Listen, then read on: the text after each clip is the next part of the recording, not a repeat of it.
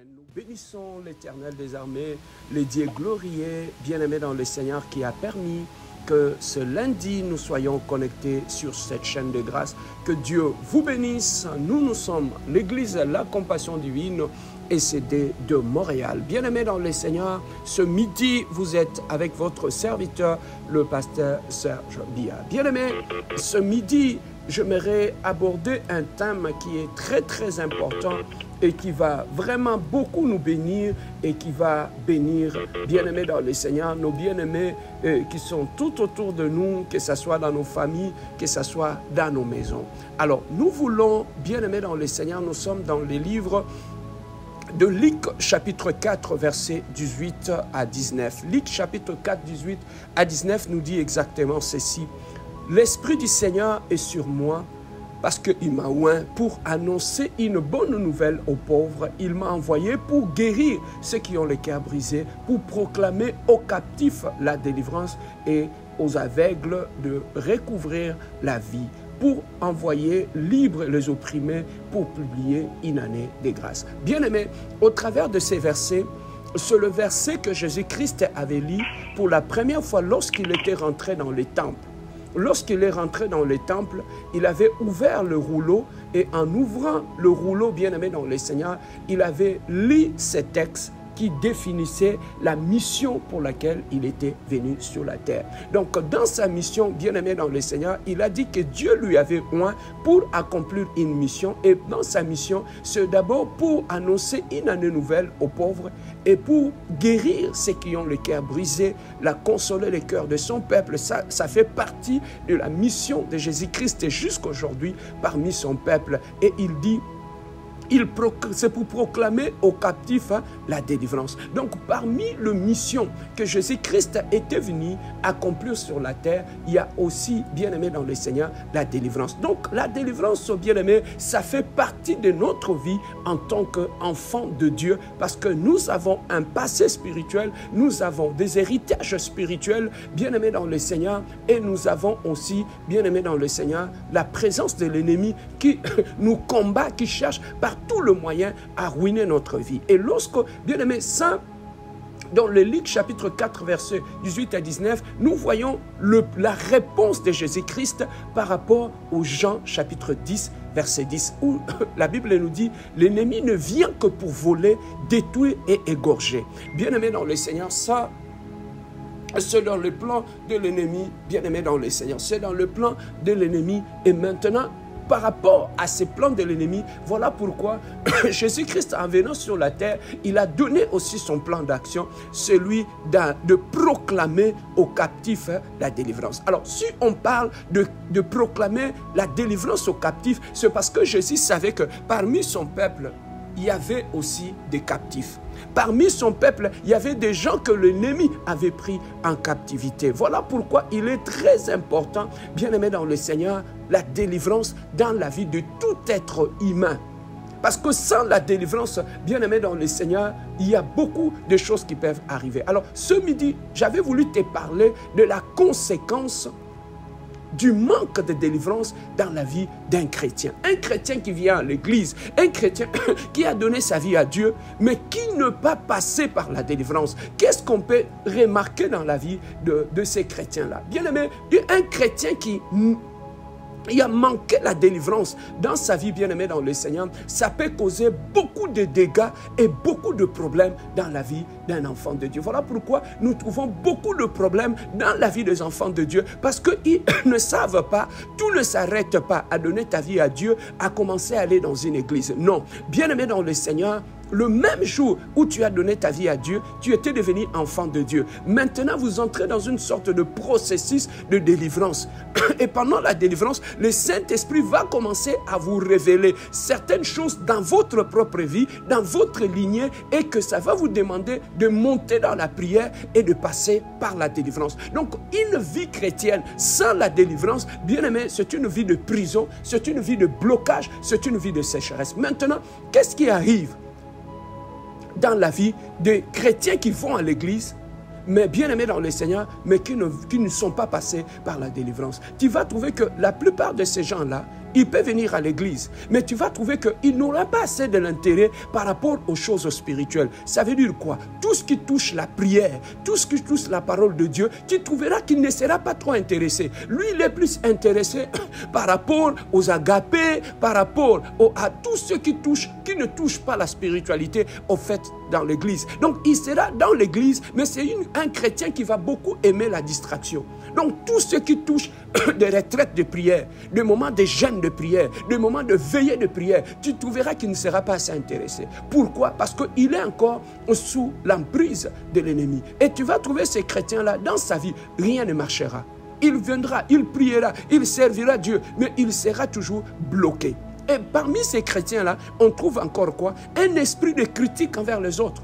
Il viendra dans l'église, mais le seul fait qu'il n'est pas passé par la délivrance, il est encore sous le contrôle des entités spirituelles. Tu vas trouver que ce chrétien sera toujours vexé ou cherchera toujours à critiquer d'autres personnes, à colporter, à diviser des gens. Pourquoi? Parce que ce n'est pas lui, il y a un esprit qui l'habite. Et le chrétien, bien aimé, qui ne sont pas passés dans la délivrance, tu vas trouver qu'ils aiment des églises où il n'y a pas de feu de prière. Ils aiment des églises où il n'y a pas une parole puissante. Ils aiment les églises où il n'y a pas de révélation. Pourquoi? Parce que c'est le diable qui les conduit, qui les dirige vers, bien-aimé dans le Seigneur, les choses qui ne sont pas spirituelles. Et qu'est-ce que nous remarquons dans la vie d'un chrétien qui n'est pas délivré? Tu vas trouver que, bien-aimé dans le Seigneur, ce sont des chrétiens, ils passeront plus du temps dans leur activité personnelle que dans les choses de Dieu. Il passera plus de temps dans les réseaux sociaux que dans le lire la Bible. Il va plus passer le temps, bien aimé, à parler au téléphone qu'à se retirer dans la prière seule. Tu vas trouver que ces chrétiens-là, même quand les choses ne marchent pas dans sa vie, tu vas trouver qu'il va se sentir à l'aise. Lui-même, il voit que le mariage ne vient pas, l'âge avance. Il va se sentir à l'aise. Lui-même, il voit dans sa famille, tout le monde n'avance pas. Il va trouver ça normal. Donc, ces gens-là vont commencer à trouver... Ils vont normaliser au fait, même des situations qui ne marchent pas dans leur vie. Lui-même, il trouve que, bien aimé dans le Seigneur, les choses ne marchent pas dans sa propre vie, mais il va trouver ça normal. Il n'a pas de travail, il n'a pas d'enfant, il n'a rien, mais tu vas trouver que c'est une personne, bien aimée dans le Seigneur, même quand tu n'as pas un enfant. Tu vas trouver qu'une personne qui... sa stérilité est démoniaque. Tu vas trouver que cette personne-là ne priera jamais pour avoir un enfant et ne cherchera jamais à aller en retraite de prière, aller chercher dans la prière, prier, chercher la face de Dieu. Il ne le fera jamais. Il va se sentir à l'aise et en paix dans cette situation. Tu vas trouver que même des célibats démoniaques, la personne va se sentir à l'aise dans ces célibats-là. Il est confortable, mais alors que les choses ne marchent pas. Bien aimé, lorsqu'on est chrétien et qu'on n'est pas passé par la délivrance de situations anormales, même dans ton mariage, quand les choses ne marchent pas, tu vas trouver qu'il est à l'aise. Il ne cherchera pas Dieu, il ne priera pas pour son couple, ni pour sa femme, ni pour son mari. Même dans sa famille, les choses ne marchent pas, il ne priera pas. Donc, il trouve normal des situations que tout le monde trouve anormales. Alors, un chrétien bien-aimé, qui n'est pas passé par la délivrance, dans la plupart des cas, tu vas trouver qu'il aura un esprit rancunier. Il aura un esprit rancunier, ça sera quelqu'un qui aura du mal à pardonner. Bien aimé, quand tu es sous l'emprise de l'ennemi, tu ne pourras jamais pardonner. Et ce sont des gens bien aimés dans le Seigneur qui sont dans l'aveuglement et qui sont dans l'orgueil. Et parmi les signes, pour trouver qu'un chrétien bien-aimé dans le Seigneur, qui est sous l'emprise de condamnation maléfique, qui n'est pas passé par la délivrance, tu vas trouver que c'est un chrétien qui aura un désordre sexuel dans sa vie.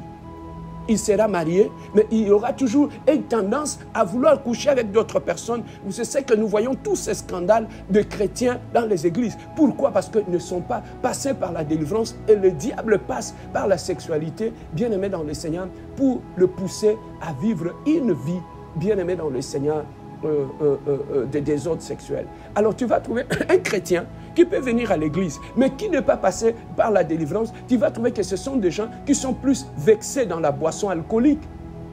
Ils sont plus vexés dans des choses, bien aimées dans le Seigneur, noires. Ce sont des gens qui, il y aura un désordre dans leur vie. Et pourquoi? Parce qu'ils aiment mener une vie de péché. Ils ont de péché chéri dans leur vie. Il a un péché que lui-même sait que ça c'est mon péché. j'ai une faiblesse dans ce domaine-là. Mais il va aimer ces péchés-là. Pourquoi? Parce qu'il est sous l'emprise de l'ennemi. Que ce soit dans nos familles. Une personne qui est chrétien, qui n'est pas délivrée, tu vas trouver que ce sont, dans la plupart des cas, des gens qui se trimballent avec un esprit de division et un esprit de mensonge. Partout où il est, il divise les gens. Partout où il est, bien aimé, il raconte le mensonge. Ils vivent dans le préjugé et bien aimé dans le Seigneur, ils détruisent tout le monde. Et même un chrétien qui n'est pas passé par la délivrance, dans la plupart des cas, tu vas trouver qu'il peut prophétiser à l'église. Il peut avoir des visions. Mais ces visions seront toujours, bien aimé, orientées à traiter les autres de sorciers. Lui, il voit toujours des sorciers partout. Pourquoi? Parce que lui-même est dans la sorcellerie. Souvent, les gens qui voient des sorciers, ce sont des gens qui sont eux-mêmes dans la sorcellerie. Des fois, non, moi quand je vois quelque chose, ça arrive toujours. Moi quand je vois, tu vas trouver qu'un chrétien qui n'est pas passé par la délivrance, même dans leur vision, il voit toujours de mauvaises choses. Lui, il ne vient jamais avec de bons messages. Lui, il ne voit jamais de gens qui se marient. Il ne voit jamais de gens que Dieu élève. Il ne voit jamais de Dieu que Dieu bénit. Mais lui, quand il voit toujours dans ses messages, il voit toujours la mort, il voit toujours des sorciers, il voit toujours des choses qui ne marchent pas dans la vie des gens. Ça veut dire que son âme est plongée dans la sorcellerie. Son âme assiste à des réunions sorcellériques. Voilà pourquoi quand il revient dans le monde normal, il te parle des choses que son âme a captées dans le monde maléfique. Et la plupart des chrétiens qui sont captifs de l'ennemi, qui ne sont pas délivrés, ils reviennent toujours avec de tels messages, bien-aimés le Seigneur. Et enfin, un chrétien qui n'est pas passé par la délivrance, même leur mariage, ce sont toujours des mariages à problème. Il sera la porte du diable dans son couple. Pourquoi? Parce qu'il est chrétien. Et un chrétien, bien-aimé dans le Seigneur, qui n'est pas passé par la délivrance, tu vas trouver que ce sont des chrétiens qui vivent dans le célibat prolongé. Ils sont dans le chômage, ils sont dans les échecs, ils sont dans des maladies répétées et compliquées. Ils ont un problème de diplôme, ils commencent les études, ils finissent jamais les diplômes. Et ils finissent jamais les études. Et ils ont un problème de travail. Ils ne peuvent, il y a l'instabilité dans leur travail, dans leur vie professionnelle. Même sur le plan de la productivité, il peut commencer un business, ça va bloquer toujours. Ça ne marche pas. Même pour les hommes, tu vas trouver que même l'impuissance sexuelle, la personne devient impuissante. Pour les femmes, ils ont des problèmes de mari de nuit, de femme de nuit dans leur vie, bien aimée dans le Seigneur. Et pour terminer, un chrétien qui n'est pas passé par la délivrance, il aura des problèmes de malédiction. Il aura des problèmes de pauvreté. Il aura des problèmes de freinage. Il aura des problèmes de blocage. Il aura des problèmes d'envoûtement. Il aura des problèmes de mauvais rêves. Et ça, ce sont des choses qu'on peut trouver dans la vie d'un chrétien qui n'est pas passé par la délivrance. Alors, pour finir, l'importance, bien-aimé, de passer par la délivrance d'un enfant de Dieu. N'ayez jamais honte, mon frère et ma soeur. Quand tu vois quelque chose ne marche pas dans ta vie, va parler avec ton pasteur. Va parler avec le pasteur. Viens me voir. Nous allons partager ensemble et je vais te mettre en prière et nous allons te faire passer par la délivrance. Ne laissez jamais que le diable puisse te faire voir que la délivrance, c'est quelque chose de honteux. Non, la délivrance n'est pas quelque chose de honteux. Moi, je suis pasteur. Quand quelque chose, Dieu me révèle quelque chose, je monte en prière pour ça. Voilà pourquoi, bien-aimés, ne soyez jamais gênés. Le diable utilise la honte pour empêcher que les enfants de Dieu, bien-aimés, puissent passer par la délivrance. Maintenant, l'importance de passer dans la délivrance, bien-aimés dans le Seigneur, dans la vie d'un enfant de Dieu.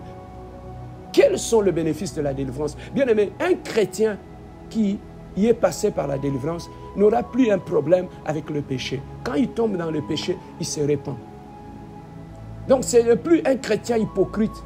C'est un chrétien bien-aimé dans le Seigneur. Pourquoi? Parce qu'un chrétien qui est passé par la délivrance, le Saint-Esprit se sentira à l'aise d'opérer dans ta vie. Le Saint-Esprit peut te parler, le Saint-Esprit peut t'orienter et tu sens le Saint-Esprit t'utilise puissamment.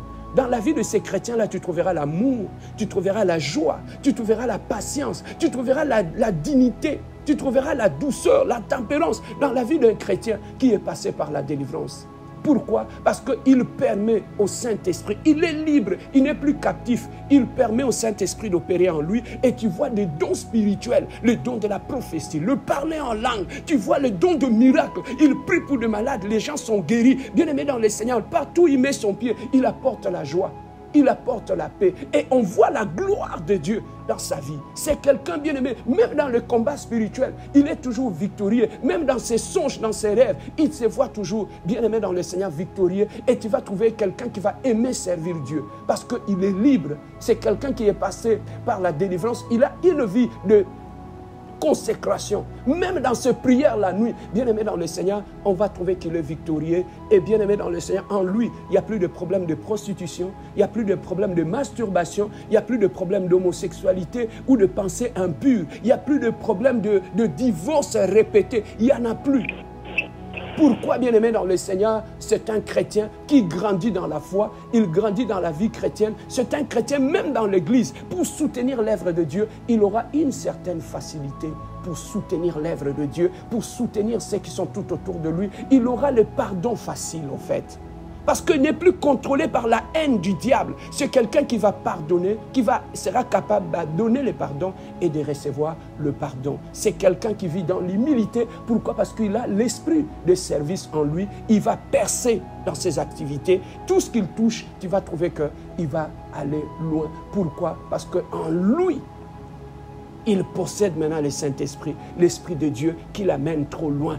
Il a une certaine facilité, bien-aimé, à pardonner, à tourner la page et avancer dans la vie. On voit la prospérité dans sa vie. On voit comment il est prospère. Quand il met ses pieds partout où il est, ce n'est plus le diable qu'on voit. Ce ne sont pas les signes du diable, de la division, de la méchanceté qu'on voit. Lorsqu'il vient, on sent vraiment que sa présence apporte la présence de Dieu. Que ce soit dans la famille, dans l'église ou dans le mariage. Voilà pourquoi il est important, mon frère, ma soeur, quand tu te retrouves dans ce que je viens de t'exhorter ce midi, va chercher ta délivrance. N'ayez jamais honte, entre en délivrance, parce que les familles d'où nous venons, ce sont des familles à problème, ce sont des familles qui ont des héritages spirituels compliqués, et bien aimé, ça peut nous poursuivre et on peut hériter de toutes ces choses-là. Et Jésus lui-même lui a dit, il est venu pour détruire les œuvres de l'ennemi et annoncer une année de liberté aux captifs. Jésus est là. Profitez de Jésus. Ne restez pas captifs de la colère, de la haine, de la méchanceté ou des entités spirituelles de la maison de ton Père.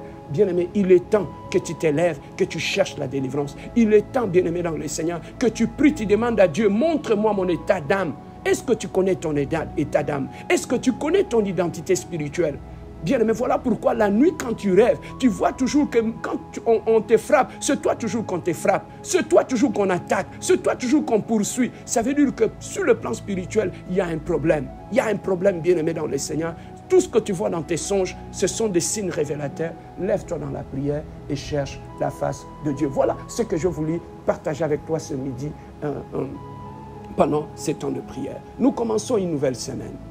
Nous commençons une nouvelle semaine. J'aimerais, bien aimé dans le Seigneur, que tu puisses recommander cette semaine entre les mains de Dieu. Que tu demandes à Dieu, Seigneur, que ta main puissante, invisible, Seigneur, m'accompagne dans tout ce que je fais. Demande la main de Dieu. Que la main de Dieu soit avec toi au travail, dans ta famille, dans ta maison, dans tout ce que tu accomplis. Bien aimé, monte avec moi en prière et demande la main de Dieu dans tout ce que tu accomplis. Prions notre Dieu. Alléluia. Éternel, le Dieu de gloire, Prince de paix, Adonai, le Dieu glorieux, éternel, le Dieu de gloire. Papa, nous venons à toi ce midi, éternel, le Dieu de gloire. Nous te demandons une chose, éternel, le Dieu de gloire. Papa, que ta main puissante, la main puissante d'Adonai, la main invisible de Dieu, éternel, le Dieu, que cela puisse m'accompagner dans tout ce que j'accomplis, éternel, le Dieu de gloire. Je demande ta main dans mon lieu de travail. Je demande ta main sur la vie de mes enfants à l'école. Je demande ta main, éternel, Dieu de gloire, sur ma famille, éternel, le Dieu. Que ta main puissante, éternel, le Dieu, tout au long de ces lundis, m'accompagne, Adonai. Que ta main puissante, éternel, le Dieu de gloire, soit sur moi, éternel, le Dieu de gloire. Seigneur, je demande l'intervention divine. Éternel, Moïse a dit, tendre Père, monte avec nous, éternel, le Dieu de gloire, tout au long de cette semaine. J'aimerais que tu montes avec moi tout au long de cette semaine. Seigneur, j'aimerais que tu marches avec moi tout au long de cette semaine. J'aimerais que tu m'accompagnes, éternel Dieu, dans tout ce que j'entreprendrai, éternel Dieu. Je demande l'accompagnement de Dieu dans mon travail. Je demande l'accompagnement de Dieu dans ma maison. Je demande l'accompagnement de Dieu dans ma maison, éternel Dieu de gloire. Yahweh, tu es le Dieu glorieux. Yahweh, tu es le prince de paix. Yahweh, tu es le Dieu véritable. Yahweh, tu es le Dieu saint, éternel Dieu de gloire. Accompagne-moi, éternel Dieu. Accompagne-moi dans tout ce que j'accomplis. Accompagne-moi, éternel Dieu de gloire, dans ma marche, éternel Dieu. Je demande ce midi que ta grâce, éternel Dieu, tout au long de cette semaine, m'accompagne, éternel Dieu. Que ta grâce, Adonai, tout au long de cette semaine, soit avec moi. Que ta grâce, Adonai, accompagne ma famille, éternel Dieu de gloire. La faveur divine, éternel Dieu. Je demande ta faveur dans ma vie, ta faveur dans mon travail, ta faveur dans ma maison, ta faveur dans mon ministère, ta faveur dans ma famille, ta faveur dans la vie de mes enfants, ta faveur éternelle Dieu. Oh Adonai, tu es le Dieu glorieux. Oh Adonai, tu es le prince de paix. Tu es le Dieu puissant, éternel Dieu. Je demande ta faveur. Ta faveur, mon Dieu, mon roi, ta faveur éternelle, le Dieu de gloire. Oui, bien-aimés, nous allons prier maintenant. Nous savons que nous sommes à la fin de l'année, bien-aimés. Nous sommes à la fin de l'année. Le diable a aussi son agenda pour cette fin de l'année. Bien-aimés, regarde dans nos familles comment les gens sont en train de tomber comme des mouches. Pourquoi? Parce qu'il y a un agenda de la maison de ton Père pour cette fin d'année. Tu vas monter avec moi dans la prière. Nous allons aller détruire tout agenda de la maison de ton Père pour cette fin de l'année. Dans ta vie, dans ta maison, dans la vie de tes enfants. Monte avec moi dans la prière. Nous allons détruire cet agenda. Prions notre Dieu. Alléluia.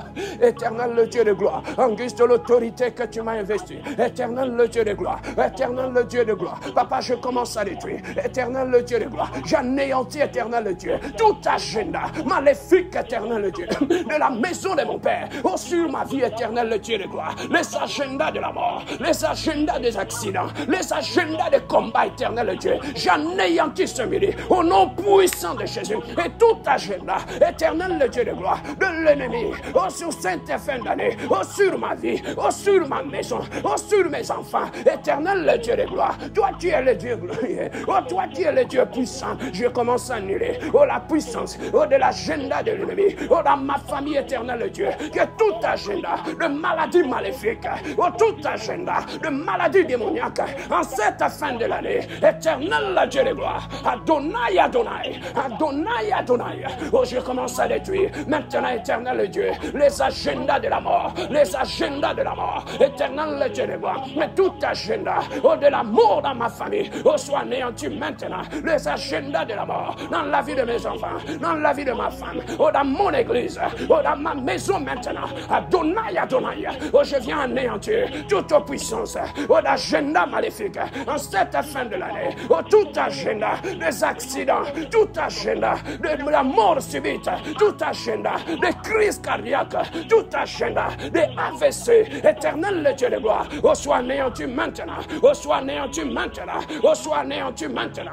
Oh, soit anéanti maintenant. Que tout homme noir qui opère cette fin d'année. Oh, dans ma maison. Oh, dans ma vie maintenant. Éternel le Dieu de gloire. Que tout homme noir qui opère dans ma famille. En cette fin d'année. Oh, je les paralyse.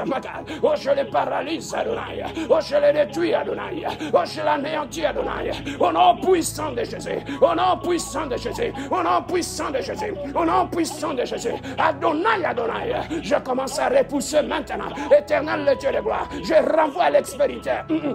Éternel Dieu, de maladies héréditaires, de maladies maléfiques, en cette fin d'année, éternel Dieu de gloire, Rabouni, Rabouni, lève-toi, éternel Dieu, nous anéantissons ce midi, nous anéantissons ce midi, nous anéantissons ce midi, Rabouni, Rekamarebat, Direbroshan Kamaragara Broshanka, Gerebroshan Kamaragata. Bien-aimés dans le Seigneur, nous sommes de la race des Élis. Nous sommes de la race d'Élie. Nous détruisons les autels de Baal. Bien-aimés dans le Seigneur, ce midi, nous sommes de la race de Gédéon. Nous détruisons les poteaux sacrés et les autels de Shéra. Ce midi, bien-aimés dans le Seigneur, tu vas les détruire en cette fin d'année. Que tout autel de sacrifice qui a été dressé dans ta famille pour sacrifier des gens dans ta famille, lève-toi ce midi. Détruis cet autel de sacrifice dans ta famille, dans ta maison. Au nom de Jésus, prions notre Dieu, alléluia. Éternel le Dieu de gloire, je monte dans la prière. Au ce midi, éternel le Dieu, que tout autel de sacrifice maléfique qui a été dressé dans ma maison, dans ma famille, que cet autel maintenant, au prenne feu maintenant, au prenne feu maintenant, au prenne feu maintenant, que tout autel de mort, que tout autel de sacrifice qu'ils sont élevés pour sacrifier des enfants, pour sacrifier des hommes, pour sacrifier des femmes. Éternel, l'éternel Dieu.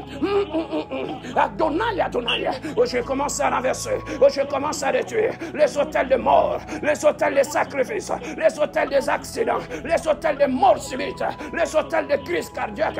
Éternel, le Dieu de gloire, que tout autel oh, qui a été dressé, oh, prenne feu maintenant, oh, tout autel de la maison de mon Père qui réclame des âmes, oh, prenne feu ce midi, et tout autel oh, de la maison de ma mère, oh, qui réclame des âmes, oh, prenne feu ce midi, oh, prenne feu ce midi, oh, prenne feu ce midi, oh, prenne feu ce midi, oh, prenne feu ce midi, oh, prenne feu ce midi. Éternel Yahweh, je commence à détruire les autels de la maison de mon Père en cette fin de l'année. Aucun autel n'opérera dans ma famille, aucun autel n'opérera dans ma maison, aucun autel n'opérera, éternel Dieu, que tout autel qui a été préparé soit détruit maintenant, soit détruit maintenant, soit détruit maintenant, soit détruit maintenant, soit détruit maintenant, soit détruit maintenant, soit détruit maintenant, soit détruit maintenant, soit détruit maintenant, soit détruit maintenant. Éternel le Dieu de gloire, que tout autel qui sème des deuils, qui sème la désolation, éternel le Dieu de gloire, prend feu maintenant, j'invoque le feu, que le feu d'Adonai commence à consumer, que le feu de Dieu commence à détruire dans la maison de mon Père, dans la maison de ma mère, que tout autel qui a été dressé pour sacrifier des bébés, pour sacrifier des hommes, pour sacrifier des femmes, aucun homme ne sera sacrifié, aucun enfant ne sera sacrifié, aucune femme ne sera sacrifiée, aucun mariage ne sera sacrifié. Que le feu de l'Éternel descend maintenant, que le feu de l'Éternel descend maintenant dans ma maison, dans ma chambre, dans mon lit, dans ma famille. Éternel le Dieu de gloire, que tous les prêtres qui ont été sélectionnés pour faire des sacrifices, ils soient détruits, qu'ils soient détruits, qu'ils soient détruits, qu'ils soient détruits, qu'ils soient détruits. Tous les prêtres qui opèrent avec ces hôtels prennent feu là où ils sont. Que les feux d'Adonai les brûlent, que les feux d'Adonai les consument, et les feux d'Adonai les détruisent, et les feux d'Adonai les brûlent.